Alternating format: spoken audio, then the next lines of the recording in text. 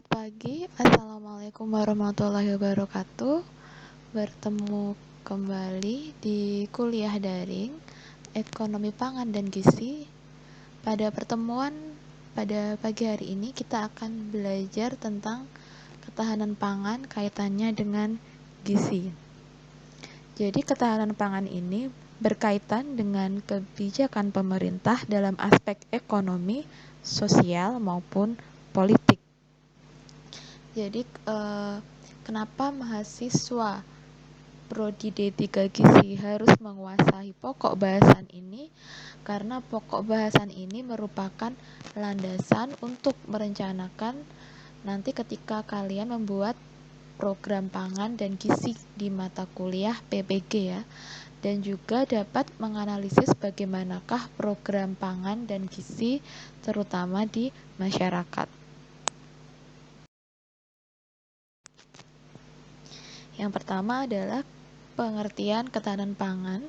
Jadi ketahanan pangan ini pengertiannya ada yang menurut Undang-Undang Pangan Nomor 18 Tahun 2012, yaitu kondisi terpenuhinya pangan bagi negara sampai perseorangan yang tercermin dari tersedianya pangan yang cukup baik jumlah maupun mutunya, aman, beragam, bergizi, merata dan terjangkau, serta tidak bertentangan dengan agama, keyakinan, dan juga budaya masyarakat untuk dapat hidup sehat, produktif secara berkelanjutan. Nah, selain menurut Undang-Undang Pangan Nomor 18, ketahanan pangan ini juga diterjemahkan oleh USAID tahun 2012, yaitu merupakan kondisi ketika semua orang pada setiap saat mempunyai akses secara fisik dan ekonomi untuk memperoleh kebutuhan konsumsinya untuk hidup sehat dan produktif. Nah, berdasarkan definisi-definisi yang saya terangkan tadi, ada 5 kesimpulan tentang poin-poin dari ketahanan pangan. Yang pertama yaitu ketahanan pangan ini berorientasi pada rumah tangga dan individu. Yang kedua, dimensi waktu setiap saat ketika pangan ini tersedia dan dapat diakses. Yang ketiga, menekankan pada akses pangan rumah tangga dan individu baik dari segi fisiknya, ekonominya maupun dari segi sosial. Yang keempat, berorientasi pada pemenuhan gizi. Dan yang kelima, ditujukan untuk kehidupan yang sehat dan juga produktif.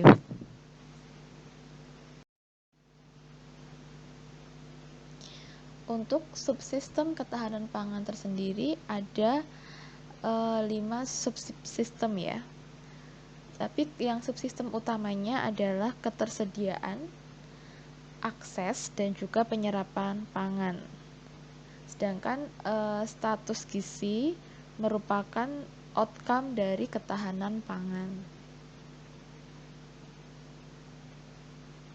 Nah, untuk yang subsistem yang harus terpenuhi secara mutlak adalah ketersediaan, akses, dan penyerapan pangan. Jika salah satu sistem ini tidak terpenuhi, maka suatu negara itu belum dapat dikatakan mempunyai ketahanan pangan yang baik. Walaupun pangannya tersedia cukup di tingkat nasional maupun di tingkat regional atau provinsi, tapi jika akses individunya itu untuk memenuhi kebutuhan pangannya tidak merata, maka ketahanan pangan ini masih dikatakan rapuh. Itulah kenapa pembangunan secara merata di segala bidang itu sangat penting karena berhubungan dengan ketahanan pangan. Yang pertama yang akan kita bahas adalah subsistem ketersediaan atau food availability, yaitu ketersediaan pangan dalam jumlah yang cukup aman dan bergizi untuk semua orang dalam suatu negara, baik yang berasal dari produksinya sendiri, bisa juga dari impor, cadangan pangan, maupun bantuan pangan. Ketersediaan pangan ini harus mampu mencukupi pangan yang didefinisikan sebagai jumlah kalori yang dibutuhkan untuk kehidupan yang aktif dan sehat. Nah, yang kedua yaitu akses pangan atau food access, yaitu kemampuan suatu rumah tangga dan individu dengan sumber daya yang dimilikinya untuk memperoleh pangan yang cukup untuk kebutuhan gizinya, yang bisa diperoleh dari dia mungkin menanam sendiri, yaitu produksi sendiri, atau bisa dari pembelian di pasar atau mungkin di tempat lainnya, maupun melalui bantuan pangan dari orang lain maupun dari pemerintah. Untuk akses rumah tangga dan individu, terdiri dari akses ekonomi, fisik, dan sosial. Akses ekonomi ini tergantung pada pendapatan, kesempatan kerja, dan juga harga. Sedangkan untuk akses fisik ini menyangkut tingkat isolasi daerah, jadi bisa dari sarana dan prasarana distribusi pangannya. Sedangkan akses sosial menyangkut dari preferensi pangan masing-masing keluarga, rumah tangga, dan juga nanti akan bergantung terhadap selera dan juga budaya di masyarakat tersebut. Kemudian subsistem yang ketiga adalah penyerapan pangan atau food utilization, yaitu penggunaan pangan untuk kebutuhan hidup sehat yang meliputi kebutuhan energi dan zat gizi, kemudian air, dan kesehatan lingkungan. Efektivitas dari penyerapan pangan tergantung pada pengetahuan rumah tangga atau individu, sanitasi, dan juga ketersediaan air di tingkat rumah tangga. Selain itu juga adanya fasilitas dan layanan kesehatan itu juga penting, serta juga adanya penyuluhan gizi dan juga pemeliharaan balita.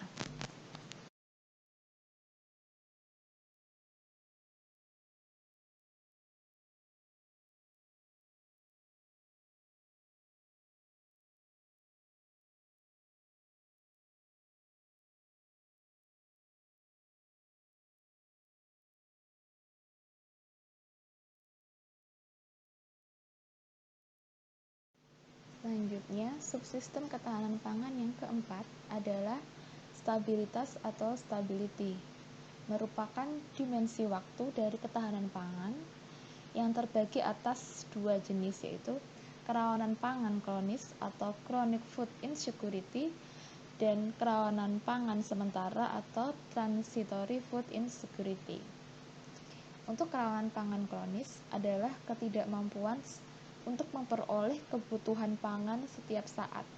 Jadi benar-benar rumah tangga tersebut dalam kondisi kemiskinan yang sangat bawah ya, jadi ketahanan pangannya benar-benar di level sangat bawah dan kronis ya. Sedangkan untuk kerawanan pangan sementara adalah kerawanan pangan yang terjadi secara sementara yang diakibatkan karena masalah misalnya kekeringan hingga gagal panen, kemudian kondisi banjir, bencana alam maupun konflik-konflik sosial dan juga konflik-konflik wilayah seperti di Palestina atau mungkin di Papua dan juga bisa di Aceh. Yang kelima adalah status gizi atau nutritional status, adalah outcome dari ketahanan pangan ini. Kenapa kita belajar ketahanan pangan? Karena outcome-nya adalah status gizi atau nutritional status. Jadi outcome ketahanan pangan adalah status gizi yang merupakan cerminan dari kualitas hidup seseorang. Jadi seseorang dikatakan mempunyai kualitas hidup yang bagus, salah satu indikatornya adalah mempunyai status gizi yang baik. Umumnya, status gizi ini pada bidang ketahanan pangan ini dinilai berdasarkan indikator, yaitu yang pertama adalah angka harapan hidupnya. Jadi mungkin angka harapan hidup rata-rata suatu wilayah atau negara menjadi meningkat, kemudian bagaimanakah tingkat gizi balita dan juga kematian bayi.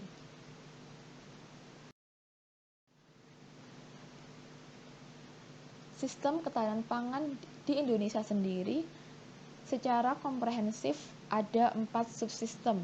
Yang pertama yaitu ketersediaan pangan dalam jumlah dan jenis yang cukup untuk seluruh penduduk Indonesia. Yang kedua, distribusi pangannya yang lancar dan merata. Yang ketiga, konsumsi pangan setiap individu yang memenuhi kecukupan gizi seimbang yang berdampak pada status kesehatan masyarakat. Dengan demikian, status ketahanan pangan dan gizi tidak hanya menyangkut soal produksi, soal distribusinya, kemudian penyediaan pangan di tingkat makro, yaitu di tingkat nasional dan regionalnya, tetapi juga harus ada aspek mikronya, yaitu mulai dari akses pangan di tingkat rumah tangga dan individu, serta status gizi dari anggota rumah tangganya seperti apa, terutama pada kelompok yang rawan, yaitu kelompok anak dan ibu hamil dari rumah tangga yang miskin.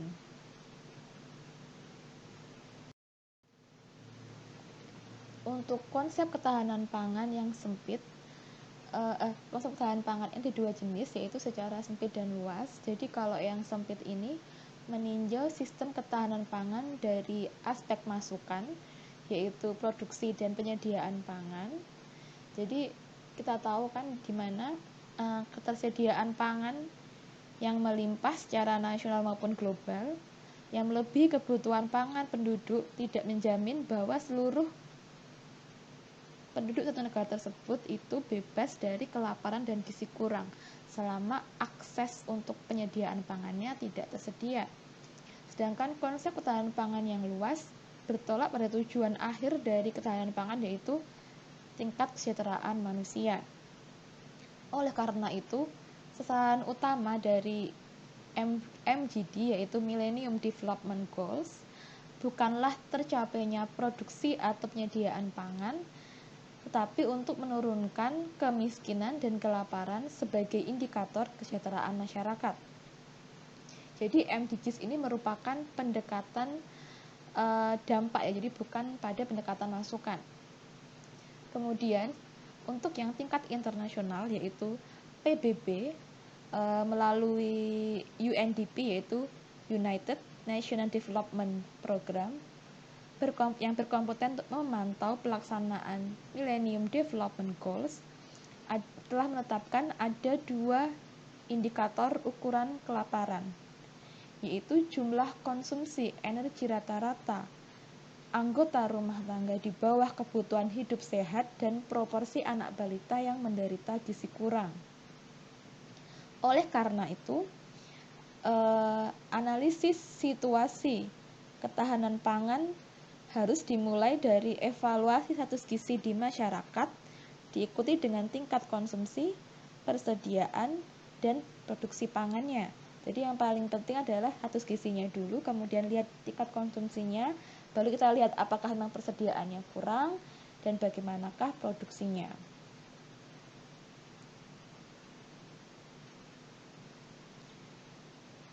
Status gizi masyarakat yang baik ditunjukkan oleh keadaan tidak adanya masyarakat yang menderita kelaparan maupun menderita gizi kurang.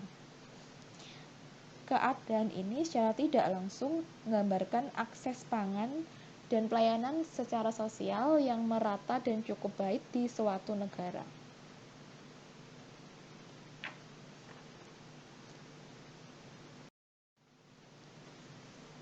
Jadi tujuan akhir dari ketahanan pangan harus diorientasikan untuk pencapaian pemenuhan hak atas pangan, peningkatan kualitas sumber daya manusia, dan ketahanan pangan di tingkat nasional. Berjalannya suatu sistem ketahanan pangan ini tentu saja sangat bergantung dari adanya kebijakan dan kinerja sektor ekonomi, sosial, dan politik. Kebijakan pemerintah dalam aspek ekonomi, sosial, maupun politik sangat berpengaruh pada ketahanan pangan, terutama di ketahanan pangan tingkat rumah tangga. Jadi siapa pemimpinnya, siapa kepalanya, siapa menterinya itu akan menentukan bagaimanakah kebijakan yang tentu saja akan berdampak kepada ketahanan pangan di tingkat rumah tangga. Jadi jangan apatis dengan dinamika sosial atau dinamika ketika kebijakan yang diubah tentu secara tidak langsung akan merubah atau akan berdampak pada ketahanan pangan di tingkat rumah tangga.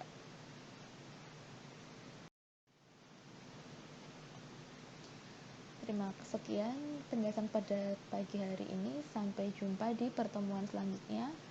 Jangan lupa dikerjakan untuk membuat presentasi tentang artikel ketahanan pangan. Wassalamualaikum warahmatullahi wabarakatuh.